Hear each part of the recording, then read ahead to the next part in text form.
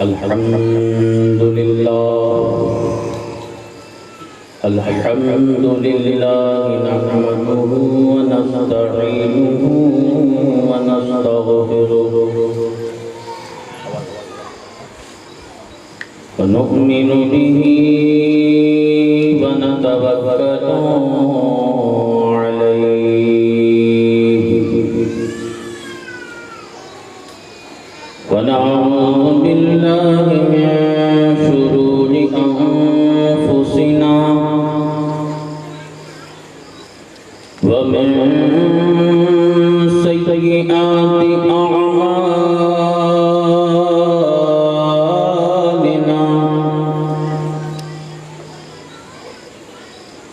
ومن يهده الله فلا مضل له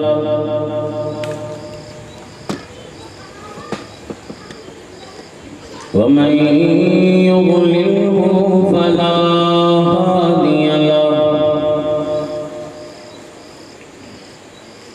ونشهد أن لا إله إلا الله وحده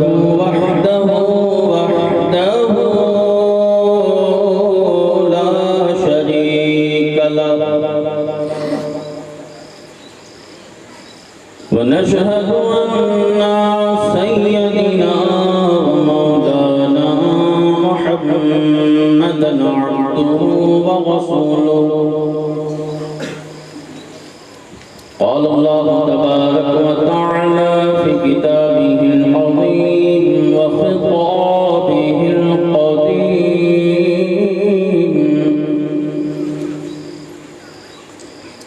أما بعد فأعوذ بالله من الشيطان الرجيم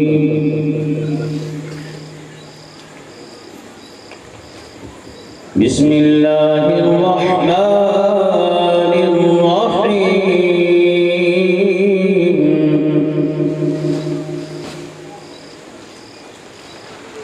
قل لا أسألكم عليه أجرا إلا المودة في القربى صدق الله مولانا العظيم وبلغنا رسوله النبي الأمين المكين الكريم ونحن على ذلك لمن الشاهدين والشاكرين والحمد لله رب العالمين.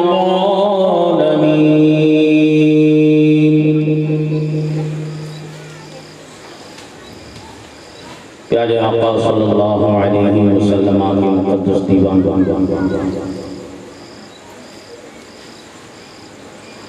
آئیے سب سے پہلے ہم اور آپ مل کر کائنات کی مرکزی عقیدت رحمت دو عالم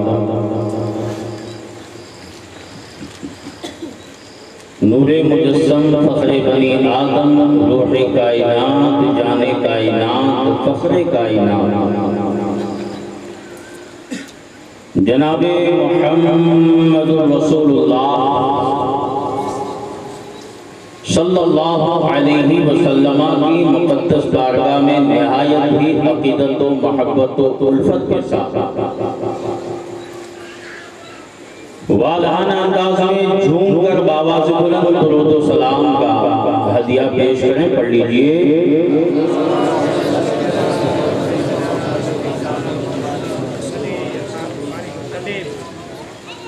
اللهم صل على سيدنا شفيعنا نبينا مولانا محمد العدل الجود والكرم وآله وصحبه وبارك وسلم.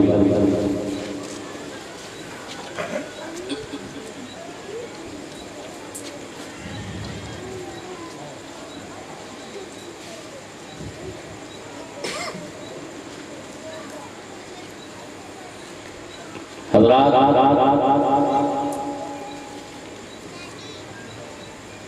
شہیدان وفا بالخصوص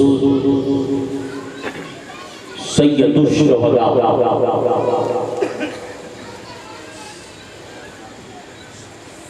حضرت امام عالی مقام امام حسین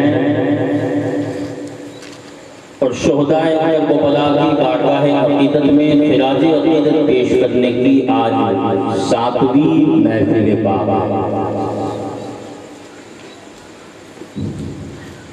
رب تبارک و تعالیٰ اس محفل پاک کو قبول فرمائے اور ہم گنہگاروں کے لیے بخشش و نجات کا ذریعہ بنائے۔ رحمت دو عالم نور مجسم فخر بنی آدم صلی اللہ علیہ وسلم کا مقدس فرمان عالی شان ہے۔ نبی پاک فرماتے ہیں کہ میرے امتیوں میری ذات بابرکات پر کثرت کے ساتھ زیادہ سے زیادہ درود و سلام کا ہدیہ پیش کیا۔ کیوں؟ اس لیے کہ مدینے کے تاجدار فرماتے ہیں، رحمت عالمیان فرماتے ہیں کہ جو میرا امتی محبت و عقیدت و الفت میں ڈوب کر جب میری ذات بابرکات پر زیادہ سے زیادہ درود و سلام کا گلدستہ پیش کرے گا، درود و سلام کی ڈالی نچھاور کرے گا، مدینے کے تاجدار فرماتے ہیں کہ کل بروز قیامت میرے اس امتی کی میں شفاعت کروں گا۔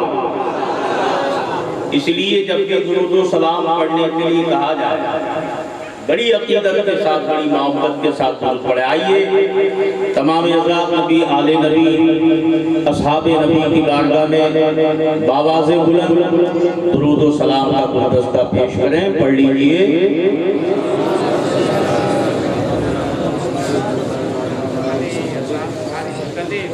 صلی اللہ علی النبی النبی وآلہ صلی اللہ علیہ وسلم صلاۃ و سلام علیک یا رسول اللہ صلی اللہ علیہ وسلم۔ حضرات، فضائل اہل بیت باپو صاحب قبلہ سے بھی سماعت فرما رہے تھے، کل مجھ سے بھی آپ نے سماعت فرمائی۔ اہل بیت رسالت کی کیا شان ہے، ان کا کیا مقام ہے کہ جس کا تذکرہ رب تبارک و تعالیٰ نے قرآن پاک میں بیان فرمایا۔ اب اس سے بڑھ کر اور کیا ہو سکتا ہے جب قرآن پاک کے اندر شان بیان ہے۔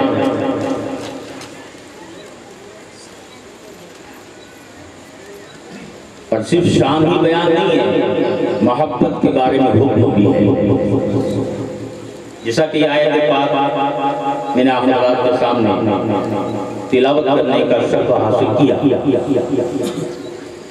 اللہ تعالیٰ اپنے مقدس کلام میں ارشاد فرماتا ہے قُلْ لَا أَسْأَلُكُمْ عَلَيْهِ أَجْرًا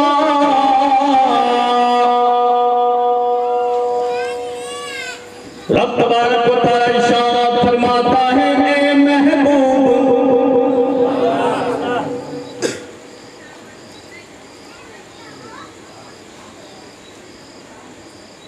آپ نے کچھ بھی نہیں مانگا محبوب، اسے ترجمہ کر کے آگے بڑھتا ہے،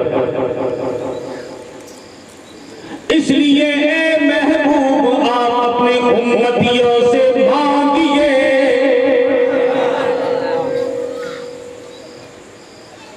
اب کیا مانگنے کے تعلق سے رب فرما رہا ہے جیسا کہ آپ نے کل فرشتہ سماعت فرمایا، اے محبوب آپ اپنے امتیوں سے فرما دیجئے کہ میں نے تمہیں سب کچھ دیا ہے، کچھ بھی نہیں مانگا مگر ایک چیز مانگتا ہوں اور وہ ہے اہل بیت اطہار کی محبت۔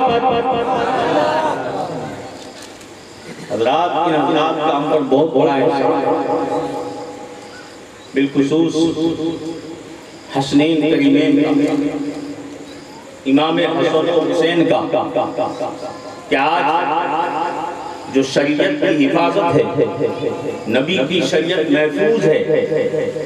آج ہم مسجد کے محراب دیکھتے ہیں، مینارے نظر آتے ہیں، آج ہم سر پہ ٹوپیاں پہنتے ہیں، یہ صدقہ ہے کربلا کے شہید کا، یہ صدقہ ہے کربلا کے شہید کا، کیونکہ ظاہری طور پر تو اس کربلا کے شہید نے شہادت کا جام کیا، مگر حقیقت یہ ہے کہ دشت بلا کو عرش کا سینہ بنا دیا۔ آواز میں نہیں ختم ہو رہے ہیں، آپ میں بول دو کہ دشت بلا کو عرش کا سینہ بنا دیا، جنگل کو مصطفیٰ کا مدینہ بنا دیا، ہر ذرے کو نجف کا مدینہ بنا دیا۔ ارے تو نے حسین مرنے کو جینا بنا دیا۔ اسی لیے ہم اس شہید کی شہادت کو فراموش نہیں کر سکتے، اس شہید کی شہادت کو نہیں بھول سکتے، ان کے احسان کو نہیں بھول سکتے۔ حضرات اتنی بڑی قربانی پیش کی، کس کے لیے پیش کی؟ ہم گنہگاروں کے لیے پیش کی ہے، ہمارے لیے تو سب کچھ کیا۔ حضرات فضائل آپ نے سماعت فرما لیے، ٹائم بہت زیادہ ہو جاتا ہے، اس لیے میں اپنے مقصد کی طرف پلٹتا ہوں۔ درود پاک سیدنا شفیعنا نبینا مولانا محمد وعلی جدو الکرم والہ وصحابہ وبارک وسلم، صلاۃ و سلام علیک یا رسول اللہ۔ انسان کے لیے مرنا یا شہید ہونا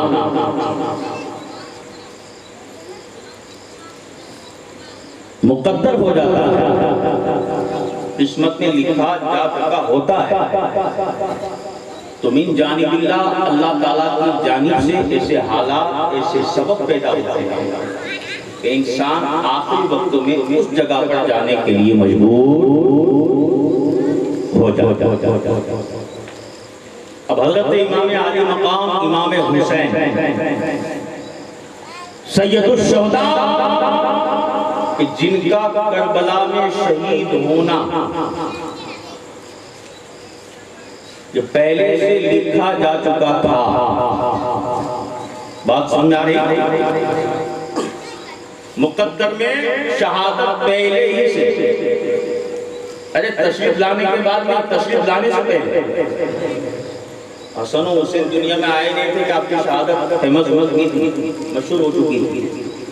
نبی کو معراج کہاں ہوئی؟ مکہ میں ہوئی کہ مدینہ میں ہوئی؟ کہاں ہوئی؟ مکہ میں۔ کہاں ہوئی؟ اور حسنین کریمین کی ولادت پیدائش کہاں ہوئی ہے؟ مدینے میں۔ آپ ہجرت کر کے تشریف لائے، اس کے بعد ہی تو ولادت ہوئی ہے نا۔ تو کتابوں کے اندر آج بھی حدیث معراج لکھی ہوئی ہے۔ میرے نبی پاک صلی اللہ علیہ وسلم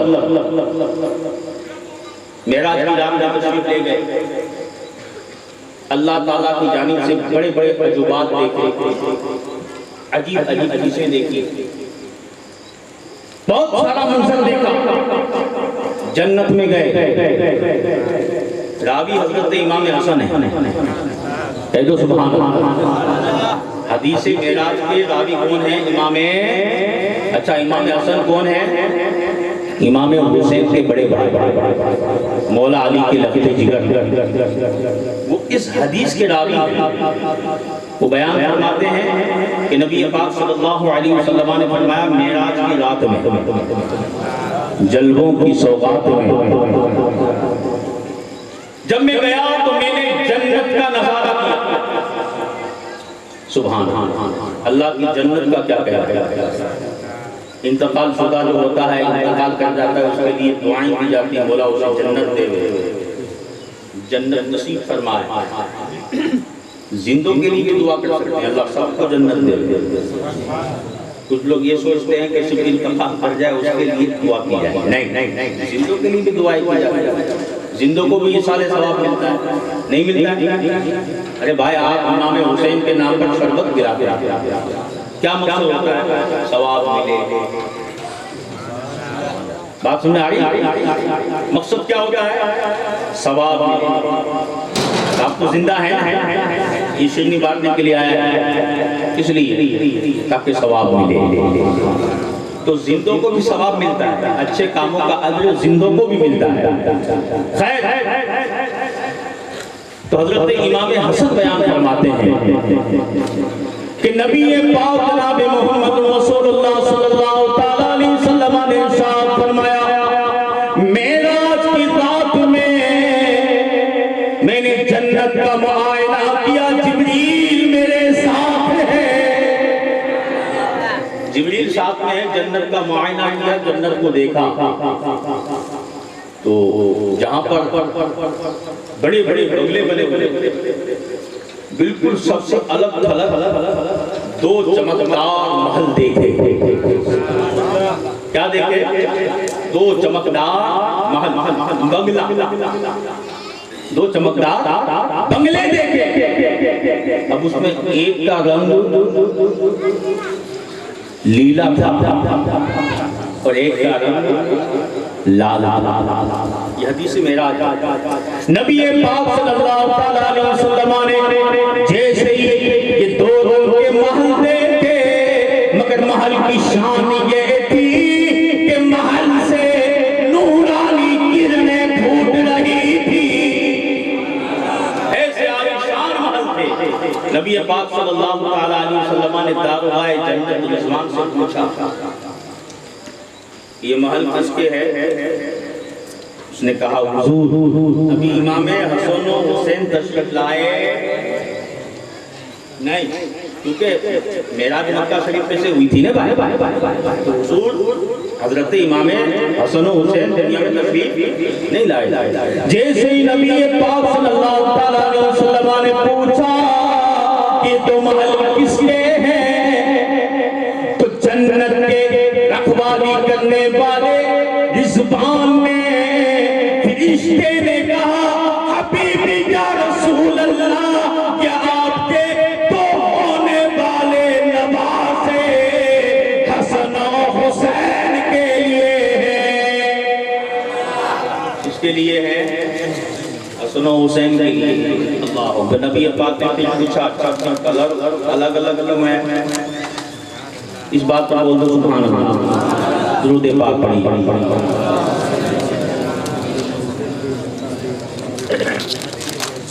کلر الگ الگ کیوں ہے؟ اللہ اکبر. جیسے ہی نبی پاک نے پوچھا تو جنت کی رکھوالی کرنے والا فرشتہ تو خاموش رہا. حضرت جبریل آگے بڑھتے ہیں، عرض کرتے ہیں، حبیبی یا رسول اللہ،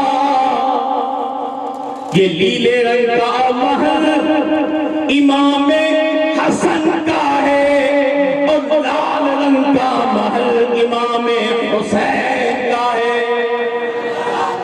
کہا تو کلر کیوں الگ الگ ہے؟ اللہ اکبر. حضرت جبریل علیہ السلام نے عرض کیا، حبیبی یا رسول اللہ، آپ کے بڑے نواسے امام حسن کو زہر دے کر شہید کیا جائے گا. آخری وقت میں آپ کا چہرہ لیلا ہو جائے گا. اس وجہ سے رب تبارک و تعالیٰ کو وہ کلر بھی پسند ہے. اس لیے رب تبارک و تعالیٰ نے اس آپ کے نواسے کے لیے لیلے رنگ کا محل تیار کروایا ہے اور سرخ رنگ کا، لال رنگ کا محل آپ کے چھوٹے نواسے حسین کا ہے کہ آخری وقت میں ظالموں کے ہاتھ سے آپ شہادت کا جام پیئیں گے، آپ کے حلق پر خنجر چلائے جائیں گے. خون کے پھوپانے کی وجہ سے آخری وقت میں آپ کا چہرہ سرخ ہو جائے گا، لال ہو جائے گا. حبیبی یا رسول اللہ، کچھ محبوب نواسے کے کلر کو رب نے اتنا پسند کیا ہے، کہہ دو سبحان اللہ، اتنا پسند کیا ہے کہ جنت میں آپ کے نام کا لال محل تیار کر دیا ہے۔ حضرات، تو امام حسین کی شہادت جب آپ تشریف نہیں لائے تھے، اس سے پہلے کی شہرت ہو رہی تھی کہ شہادت ہونے والی، اور تشریف لانے کے ساتھ ہی بھی شہادت فیمس تھی، مشہور تھی کہ یہ شہادت کا جام پینے والے ہیں۔ اب خیر، میں آگے نہ بڑھتے ہوئے عرض یہ کروں کہ اس شہادت کا سبب کیا بنا، اس شہادت کا سبب کیا بنا؟ سن ہجری 60، اس کو ہم 60 کہتے ہیں، توجہ کے ساتھ سننا، سن ہجری 60، ابھی کتنی چل رہی ہے بھائی سن ہجری؟ 1443 کتنی 1443 ہجری چلی ہے، اور یہ واقعہ کب کا ہے؟ سن ہجری 60۔ شہادت کا واقعہ سن ہجری 61 کا ہے، 61 کا ہے، مگر یہ میں جو بات عرض کر رہا ہوں سن ہجری 60 کی ہے کہ حضرت امیر معاویہ کا وصال ہوا۔ اللہ کی شان دیکھیں،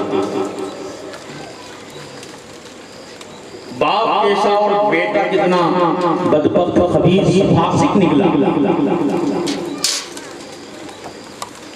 حضرت امیر معاویہ کے وصال کے بعد یزید پلید ناپاک تخت نشین ہوا، تخت پر بیٹھا۔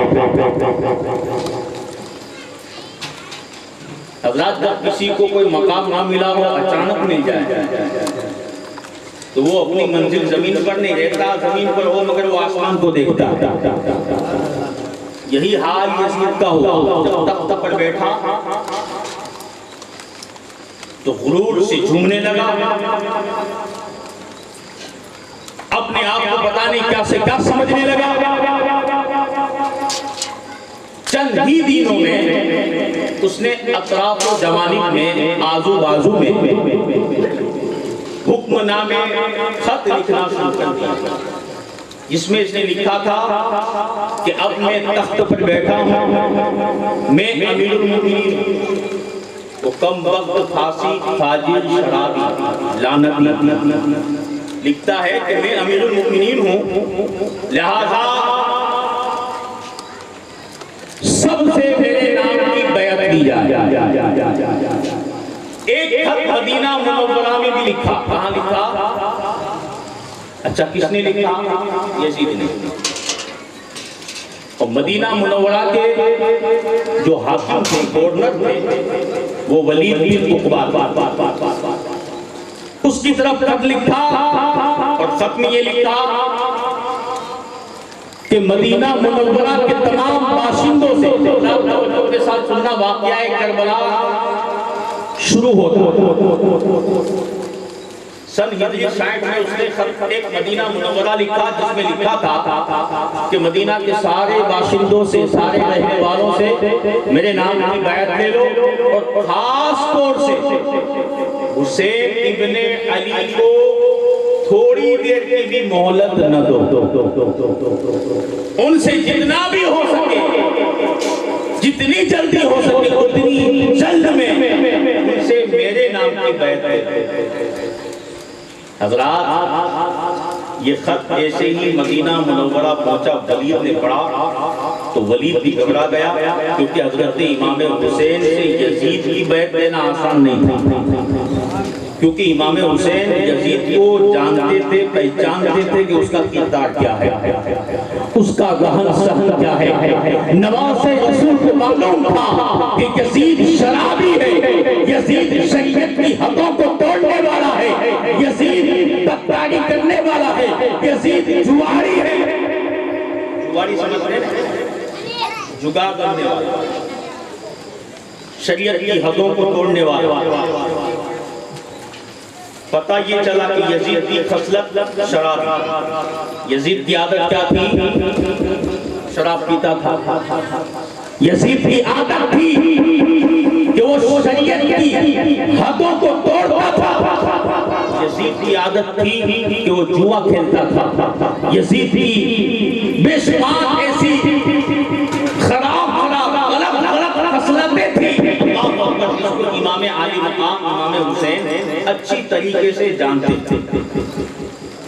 پتہ یہ چلا کہ شراب پینا یہ عادت کس کی ہے؟ ذرا جواب دو. حق بات امام حسین سے محفل میں بیان نہیں کی جائے گی تو پھر کہاں بیان کی جائے گی؟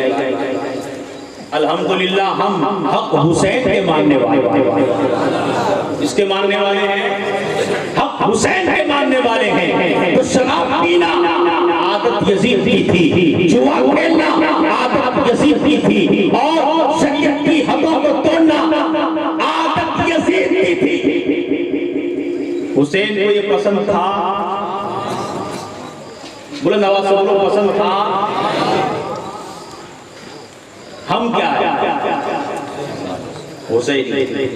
اللہ تعالیٰ ہمیں صحیح معنوں میں حسینی بنائے. بالکل کسی کے ناراض ہونے کی ضرورت نہیں ہے. حق بات کا بولنا یہ ہمارا فرض ہے. ہم حسینی ہیں تو ہمیں چاہیے کہ ہم شراب سے بچیں. ہمیں چاہیے کہ ہم بدکاری سے بچیں. ہمیں چاہیے کہ ہم جوا کھیلنے سے بچیں، کیونکہ یہ ساری چیزیں یزید کو پسند تھی، حسین کو ناپسند تھی. اچھا حسین کو پسند کیا تھا؟ کہہ دو سبحان اللہ. حسین کو پسند تھا شریعت کی باتوں پر عمل کیا جائے.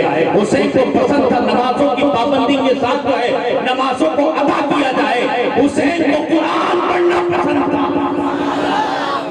اس لیے ہمیں بھی چاہیے کہ جب ہم حسینی ہیں الحمدللہ ہے، شیطان بہکا دیتا ہے تو آدمی دوسرے راستے پہ چڑھ جاتا ہے، اس میں کوئی انکار نہیں ہے. مگر آج بھی موقع ہے، آج بھی ٹائم ہے کہ ہم اپنے گناہوں سے تائب ہو جائیں، ہم اپنے گناہوں سے توبہ کر لیں، اور حضرت امام حسین کا نام جو لبوں پر ہم لیتے ہیں اس نام کی لاز رکھتے ہوئے شریعت سے محبت کرنا سیکھ جائیں. انشاءاللہ جب ہم نبی کی شریعت سے جان و دل سے محبت کریں گے تو کربلا والے کربلا سے ہم سے محبت کریں گے. اس لیے ضروری ہے کہ ہم حضرت امام علی مقام امام حسین کے نقش قدم پر چلیں، درود پاک پڑھ لیں.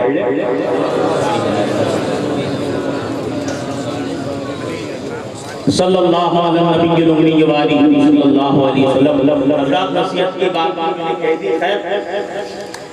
حضرت امام حسین کو اچھی طریقے سے معلوم تھا کہ یزید ناپاک ہے، پلید ہے، میرے نانا کی شریعت کو توڑنے والا ہے. یہ کوئی پکنے والا امام نہیں ہے، امام حق ہے، امام حق ہے. ارے ہمیں تو نام ہے مگر زمین و آسمان بھی حسین بنا سکتے. وہ میرے آقا حسین کا مقام ہے. خیر حضرت امام علی مقام کو اچھی طریقے سے اس کی عادتیں اس کی خصلتیں معلوم تھی. ولید بن عقبہ کے پاس آیا، ولید بن عقبہ نے المختصر امام حسین کو بلایا، خط پڑھوایا. دیکھو حضرت امیر معاویہ کا انتقال ہو گیا، یزید پلید تخت پر بیٹھا اور اس نے یہ حکم بھیجا ہے کہ میں آپ سے یزید کے نام کی بیعت لے لوں. ہاتھ میں ہاتھ دے. اب اس کا ایک معنی یہ بھی ہوتا ہے کہ جو یزید کا حکم ہوگا اس کو سختی کے ساتھ ہم پالن کریں گے. سمجھے میری بات؟ اس کا نام ایک اقرار ہوتا ہے. ایک اقرار ہوتا ہے. کیا ہوتا ہے؟ ایک اقرار کہ جو وقت کا امیر المومنین ہو اس کی ہر بات ہم مانیں گے. اس کو کہتے ہیں بیعت. کیا کہتے ہیں؟ بیعت، اقرار، قبول نامہ. خیر حضرت امام حسین کو جب ولید بن عقبہ نے یہ خط پڑھ کر سنایا، اللہ اکبر، پہلے مزاج تو نرم تھا، مگر جیسے ہی یہ سنا کہ حسین ابن علی کو جلد از جلد میری بیعت کرائی جائے، میرے نام کی بیعت ان سے لی جائے، اتنا سننا تھا کہ حیدر کرار کا شیر حضرت امام عالی مقام جلال میں آگئے اور ارشاد فرمایا، ولید تجھے بھی اچھی طریقے سے معلوم ہے کہ یزید جو ہے امیر المومنین بننے کے لائق نہیں ہے، کیونکہ وہ شرابی ہے، وہ جگاری ہے، وہ جو ہے شریعت کی حدوں کو توڑنے والا ہے، وہ تاریخ نماز ہے، وہ کبھی بھی مومنوں کا امیر نہیں ہو سکتا۔ ولید کہنے لگا، ولید کی دل میں اہل بیت کی محبت کہنے لگا، حضور ہمیں کیا اس کا خط آیا ہے، اس سے آگاہ کرنا بھی میرا فرض ہے، اس لیے میں نے آپ کو آگاہ کیا ہے۔ حضور اس میں لکھا ہے کہ مہلت نہ دیں، جلد از جلد حسین ابن علی سے میرے نام کی بیعت لیں۔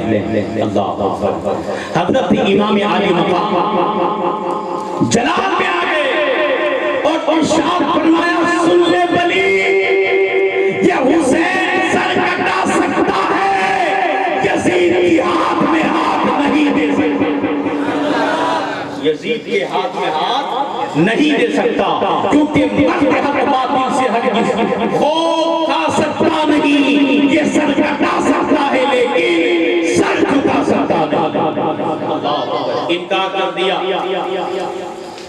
یزید کی بیعت قبول نہیں۔ المختصر حضرت امام عالی مقام ریٹرن ہوئے، اپنے گھر پہنچے، سب کچھ سوچا۔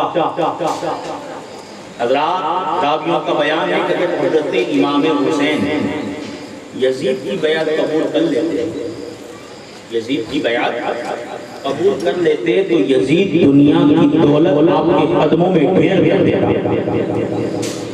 سونا چاندی مال، یہاں تک راویوں نے لکھا ہے کہ اگر امام حسین یزید کے ہاتھ میں ہاتھ دے دیتے تو یزید آپ کے پیروں کو چھو، مگر یہ صرف دنیا میں، یہ صرف دنیا ہی میں رہ جاتا۔ حضرت امام عالی مقام اگر بیعت قبول کر لیتے تو کسی چیز کی کمی نواز رسول کو نہیں رہنے دیتا، مگر امام حسین نے سوچا کہ اگر میں یزید کے ہاتھ میں ہاتھ دے دوں گا تو شریعت کی حدیں ٹوٹ جائیں گی، شریعت کی میری بیعت کر لینا، میرا یزید کے ساتھ جو ہے اقرار نامہ کر لینا، اس بات کی سند ہو جائے گی کہ شراب پینا بھی جائز ہے، جوا کھیلنا بھی جائز ہے، بدکاری کرنا بھی جائز ہے۔ امام حسین کی ایمان نے یہ گوارا نہ کیا۔ اللہ اکبر، گویا امام حسین یہ عہد کر لیا کہ جو جان مانگو تو جان دیں گے۔ کون سا عہد کیا؟ کہ جو جان مانگو تو جان دیں گے، جو مال مانگو تو مال دیں گے، مگر ہم سے یہ نہ ہو سکے گا کہ نبی کا جاہو جلال دیں گے۔ ہم ہر چیز نبی کی شریعت کو نہیں توڑ سکتے۔ خیر، امام عالی مقام نے بالکل اٹل فیصلہ کر لیا کہ کچھ بھی ہو جائے، حسین کا سر کٹتا ہے تو کٹ جائے، مگر میرے نانا کی شریعت میں کوئی بھی بدلاؤ نہیں آنا چاہیے۔ خیر، حضرت امام عالی مقام گھر والوں کو اطلاع کرتے ہیں کہ معاملہ ہے، اور اگر ہم یہیں پر ٹھہرے رہے، یعنی مدینہ میں ہی رہے، تو ہو سکتا ہے کہ یزید مدینہ میں ہی حملہ کر دے، خون کی ندیاں مدینہ کی گلیوں میں بہنے لگے، اور مجھے یہ گوارا نہیں ہے کہ میرے نانا کے شہر میں خون کی ندیاں بہنے۔ سبحان اللہ، بولو، جس کو مدینہ اتنا پسند ہے تو نانا کتنا پسند ہوگا۔ جن کا سب کچھ مدینے میں ہے، سب کچھ مدینے میں۔ حضرت امام علی مقام نے اپنے اہل بیت اطہار سے، اپنے باپ بیویوں سے، اپنے گھر والوں سے فرمایا کہ آج ہمیں شہر مدینہ کو چھوڑ اللہ۔ بتائیے امام حسین کے دل پر کیا گزرتی ہوگی، امام علی مقام کے دل پر کیا گزرتی ہوگی کہ سب کچھ جن کا مدینے میں ہے، جو مدینے والا ہے، آج مدینہ چھوڑنے پر مجبور ہے۔ پورے اہل عیال درود پاک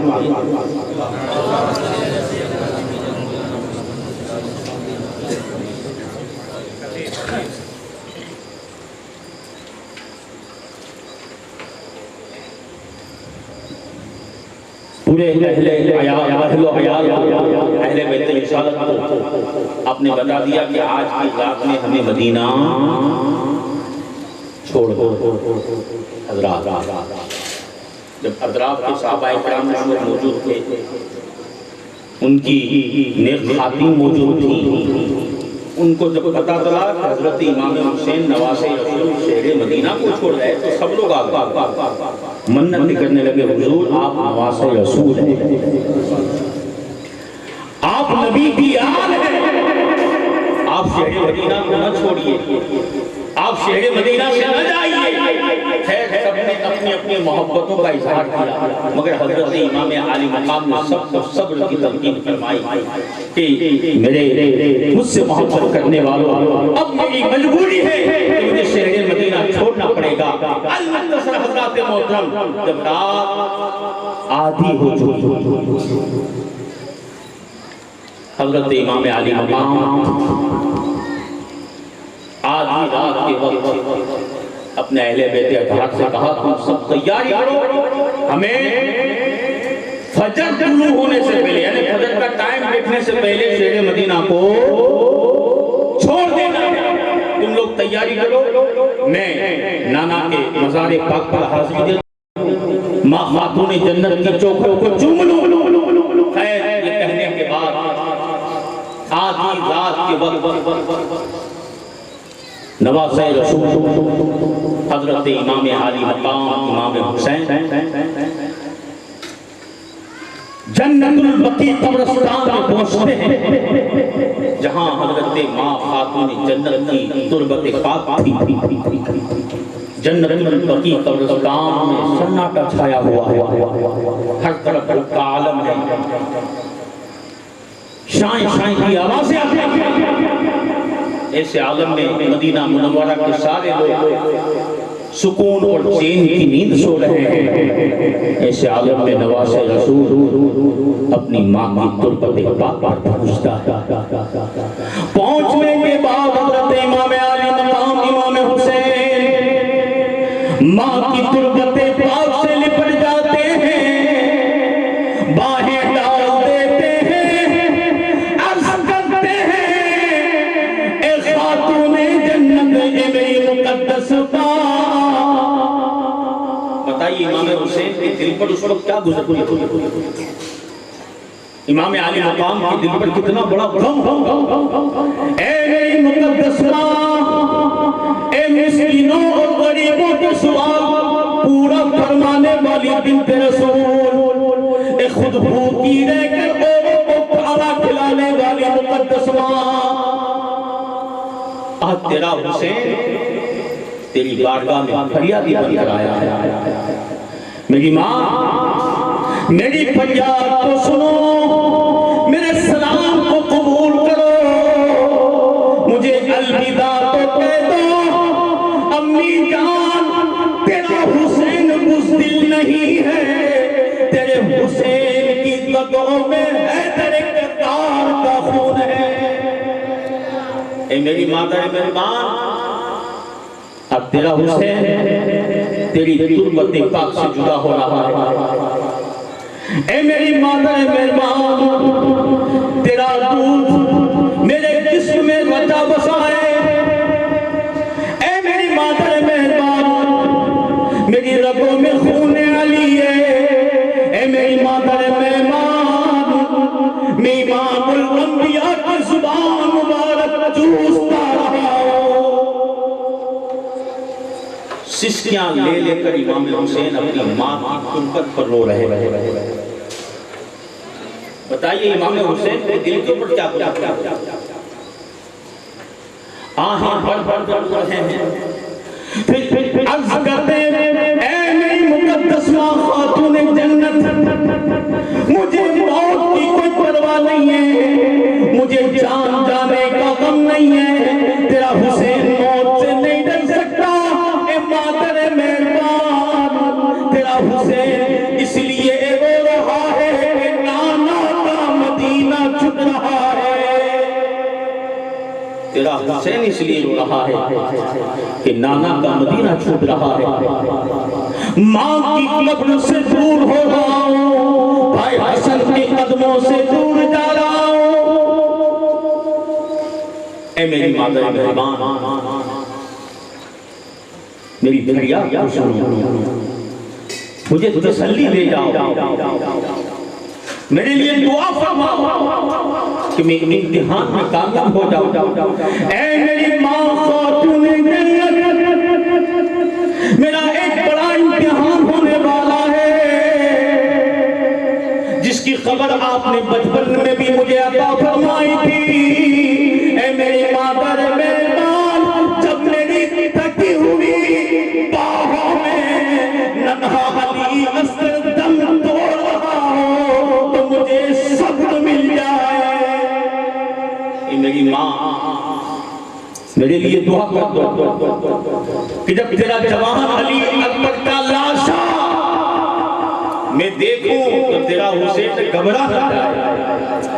اے ماں، آقا ذرا مجھے زیارت کی بھیک عطا فرما دو، میں آپ کے قدموں کو بوسہ دینا چاہتا ہوں. اے میری ماں، آپ نے کسی صاحب کا سوال رد نہیں فرمایا.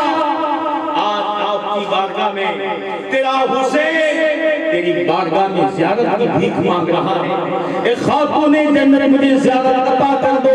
آج میں آپ کے قدموں کو بوسہ دینا چاہتا ہوں. پتہ نہیں واپس میں یہ حاضر ہو کہ نہ ہو، واپس میں آپ کی تربت پاک کا دیدار کر سکوں یا نہ کر سکوں. حضرت امام عالی مقام فریادوں پر فریادیں کر رہے ہیں. فریاد کرتے کرتے امام عالی مقام کا گلا روٹ جاتا ہے، بند ہو جاتا ہے.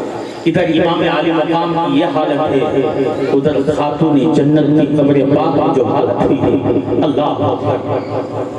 راوی کا بیان ہے کہ تربت فاطمہ کانپنے لگی، تربت فاطمہ تھرتھرانے لگی، جنت البقیع کے تمام مزارات کانپنے لگے، تربت فاطمہ تھرتھرانے لگے.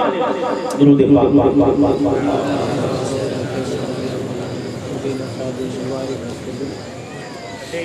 تربت فاطمہ تھرتھرانے لگی. راوی کا بیان ہے کہ خاتون جنت کی تربت پاک سے آواز آتی ہے. حضرات، یہ نوٹ کر لینا، اللہ والے ظاہری دنیا سے جاتے ہیں مگر ہمیشہ کے لیے وہ زندہ ہوتے ہیں. تربت فاطمہ سے آواز آتی ہے، اے میرے لال اب چپ رہنا، میرے حسین اب کچھ نہ کہنا، ماں کا کلیجہ پھٹ جائے گا، عالم کا نشان بدل جائے گا. میرے حسین میرے سینے پر چھریاں نہ چلاؤ. ایسی آواز آتی ہے کہ آسمان تھرا جاتا ہے، زمین کانپنے لگتی ہے. بتائیے امام حسین کے دل کے اوپر اس وقت کیا گزرتی ہوگی. آواز آتی ہے، اے میرے لگتے جگر اب کچھ نہ کہنا. ارے دل تو یہ چاہتا ہے کہ میں قبر سے باہر آ کر تجھے شہادت کا دلہا بناؤں. میرے لختے جگر دل تو یہی چاہتا ہے کہ تیری پیشانی کو چوموں، تیری گردن کو چوموں اور اپنے خود ہاتھوں سے تجھے شہادت کا جوڑا پہناؤں.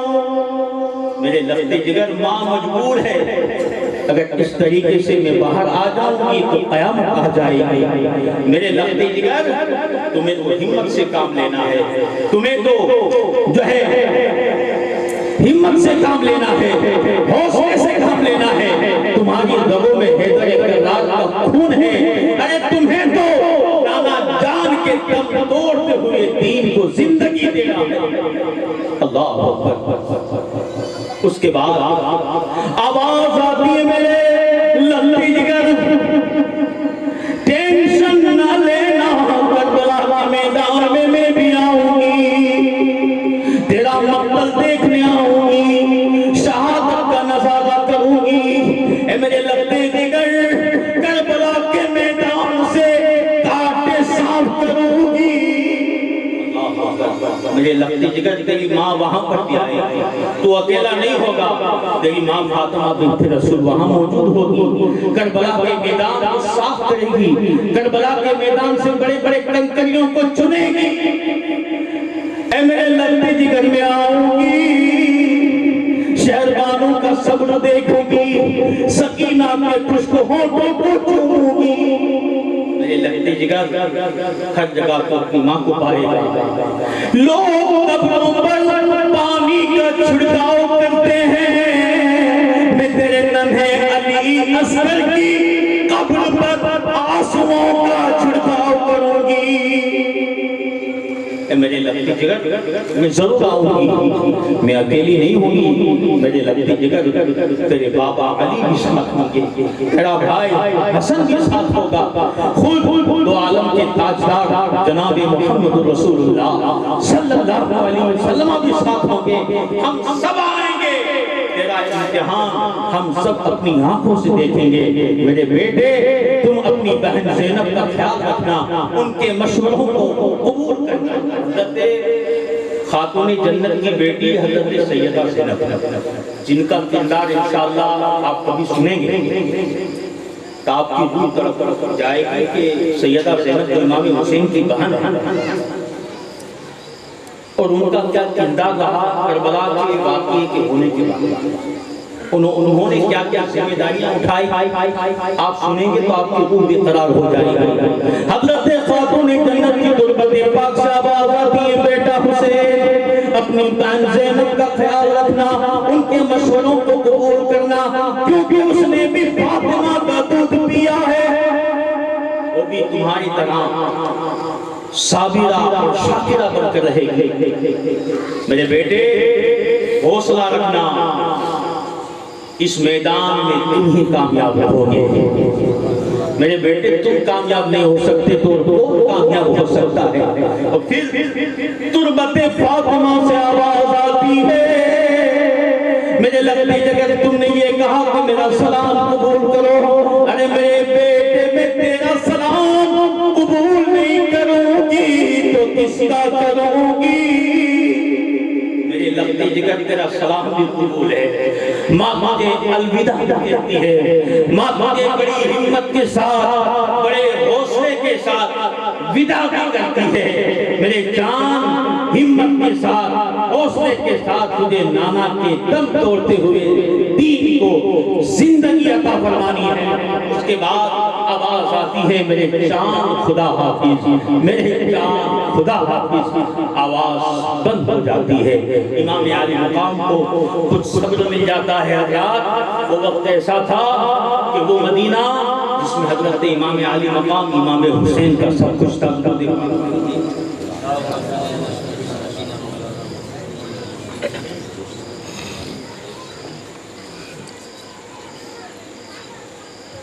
ایک مرتبہ اور پڑھ لی۔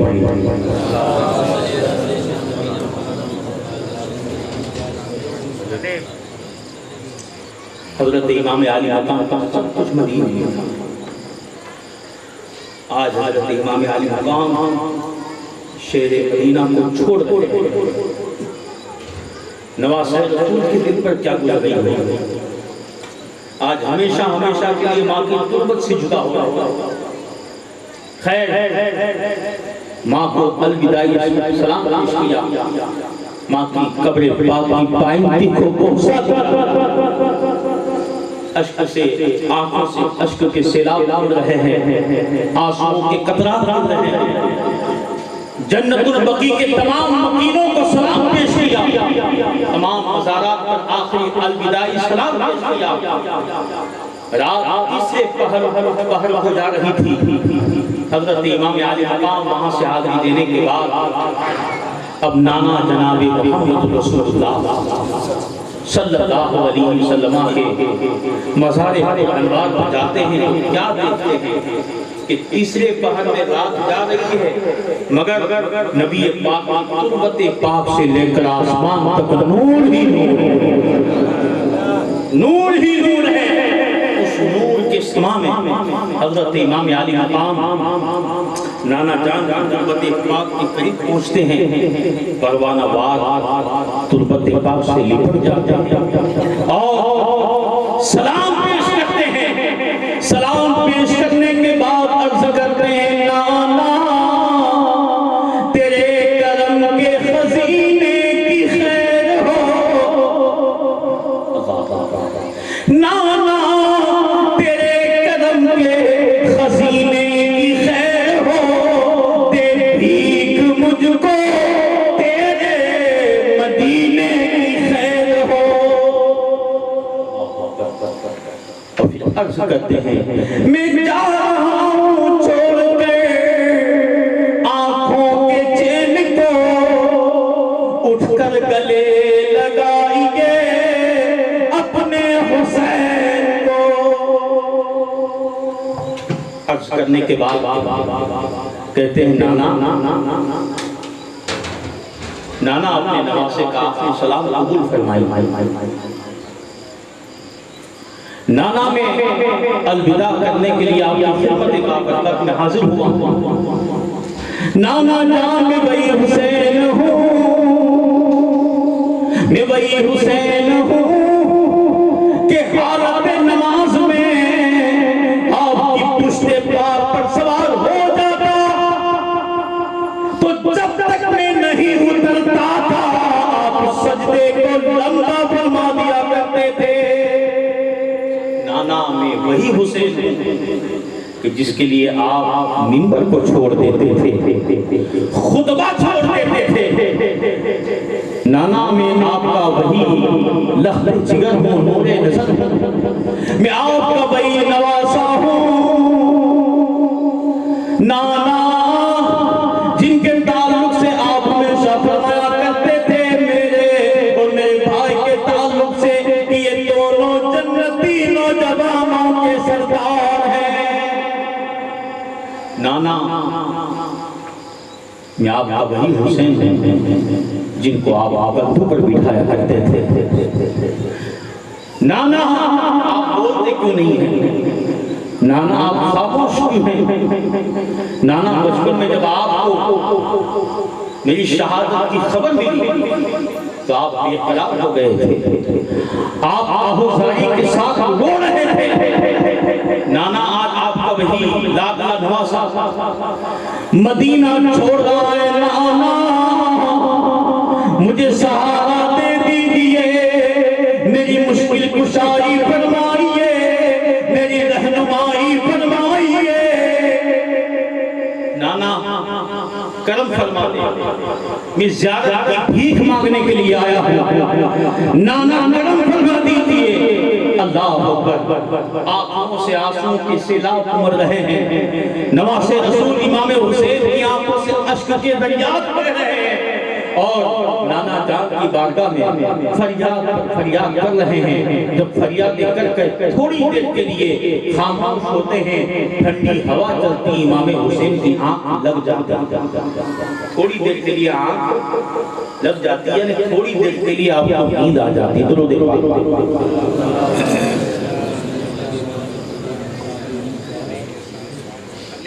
تھوڑی دیر کے لیے نیند آ جاتی ہے۔ امام حسین کیا کہتے ہیں کہ فرشتوں اور انبیاءوں کے جھرمٹ میں مدینے کے جان آفتاب نبوت جناب محمد رسول اللہ صلی اللہ علیہ وسلم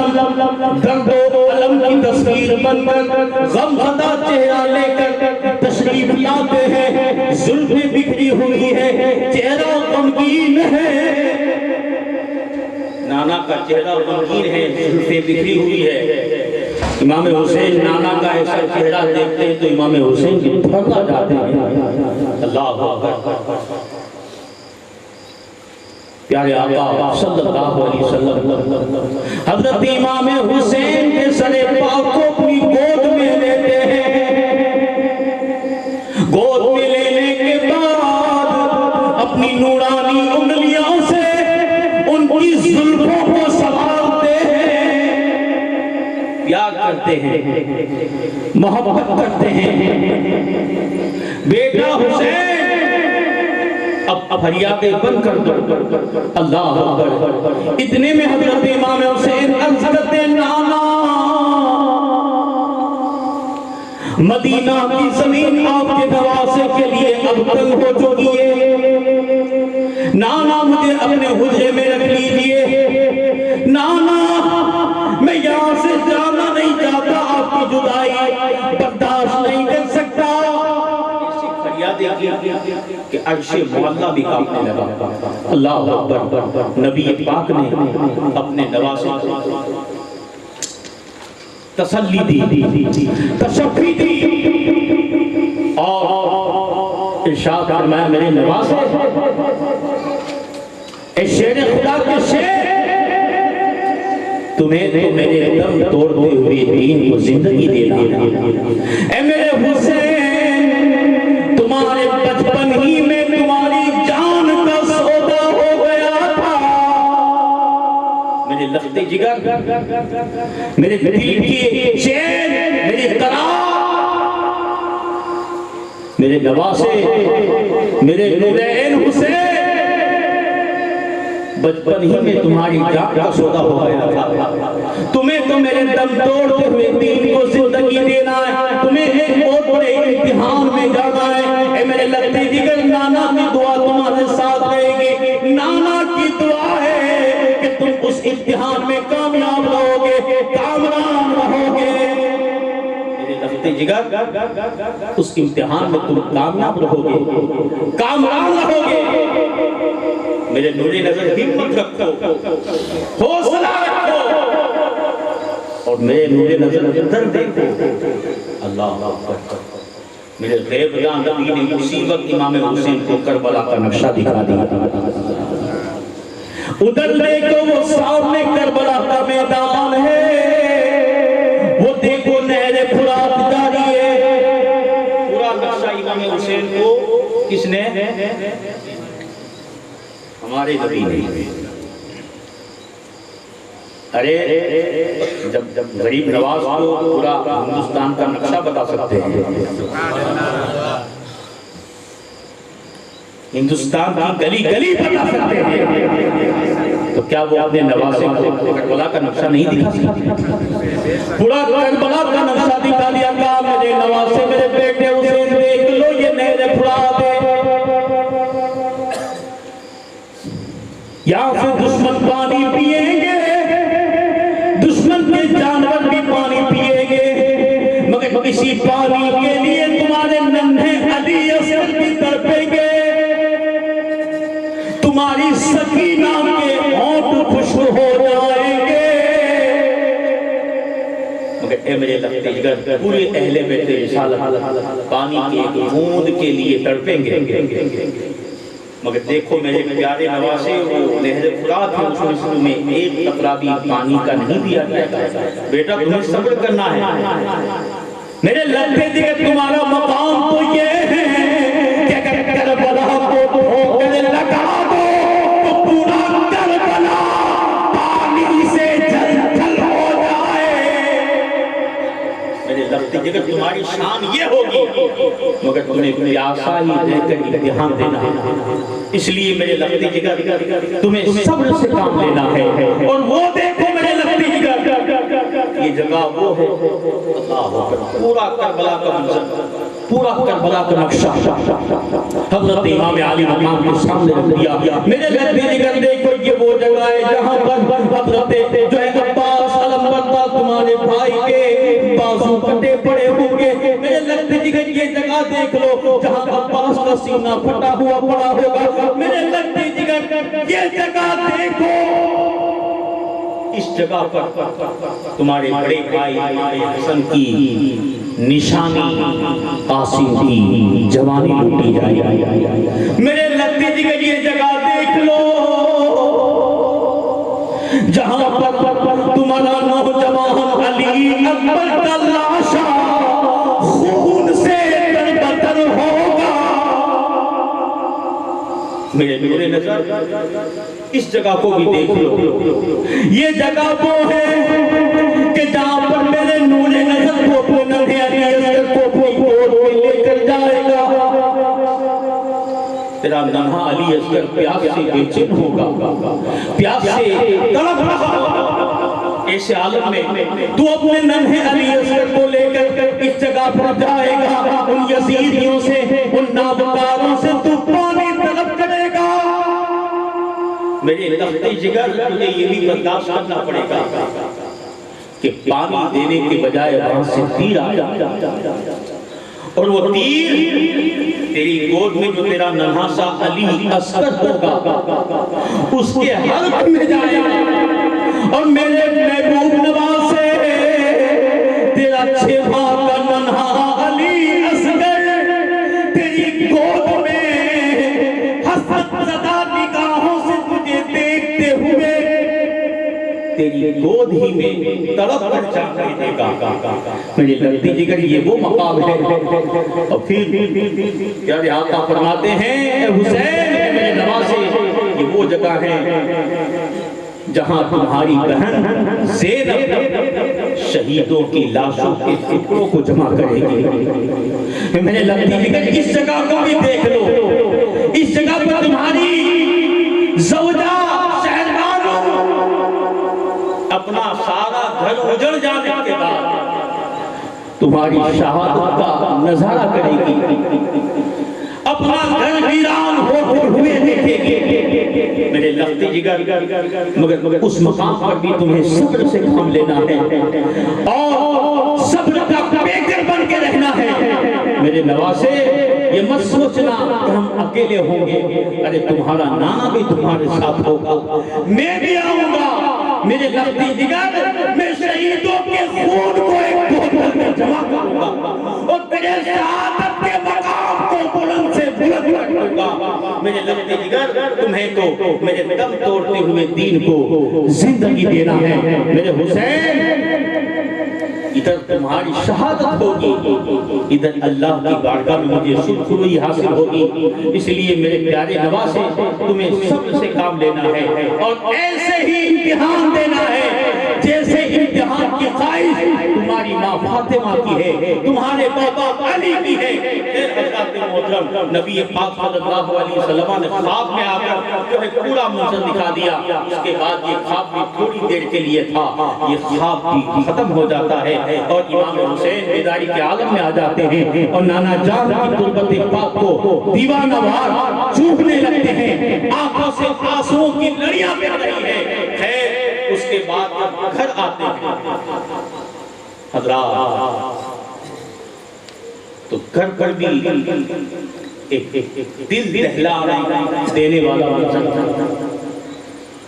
کیونکہ گھر پر حضرت امام علی مقام امام حسین کی 10 سال کی بچی حضرت امام سدرہ تھی جو بخار کی شدت میں تھی۔ حضرات باپ اپنی بیٹے سے بے پناہ محبت کرتا ہے، باپ اپنی بیٹے سے بے پناہ محبت کرتا ہے، یہ تو حضرت امام حسین کی 10 سالہ بچی تھی حضرت سغرا جو بخار کے عالم میں ہے، شدت بخار ہے، بخار کی وجہ سے اٹھتی ہے تو گر پڑتی ہے، گری ہوئی کوئی سب اٹھاتا ہے، اسی کے سامنے فریادیں شروع کر دیتی ہے۔ حضرت امام علی مقام آئے یہ سارا منظر دیکھ رہے، حضرت بی بی زینب آگے بڑھتی ہے، تسلی کے الفاظ کہتی ہے، سہارا دیتی ہے، تو بی بی زینب کے سامنے حضرت سیدہ بی بی زینب کے سامنے ہی حضرت سیدہ سغرا فریادیں شروع کر دیتی ہے،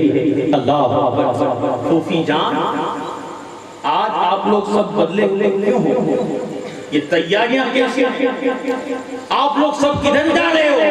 کیونکہ حضرت بیمار شکرہ رضی اللہ تعالیٰ عنہ بخار کی وجہ سے کربلا کے سفر میں شریک نہ ہو سکتا، وہ مدینہ میں ہی تھی۔ انشاءاللہ تبارک و تعالیٰ اس بات کو یہی چھوڑتا ہوں، کل سے انشاءاللہ تبارک و تعالیٰ آپ تھوڑی طبیعت بھی میری نرم ہے اس وجہ سے اس بات کو یہی چھوڑ دیتا ہوں، کل سے انشاءاللہ تبارک و تعالیٰ یہ بات میں آگے بیان کروں گا، کچھ شہادتوں کا بیان ہوگا۔ مگر حضرات ایک بات نوٹ کر لیجیے کہ ان حضرات نے اتنی تکلیفیں اٹھائی، اس کا مقصد کیا تھا؟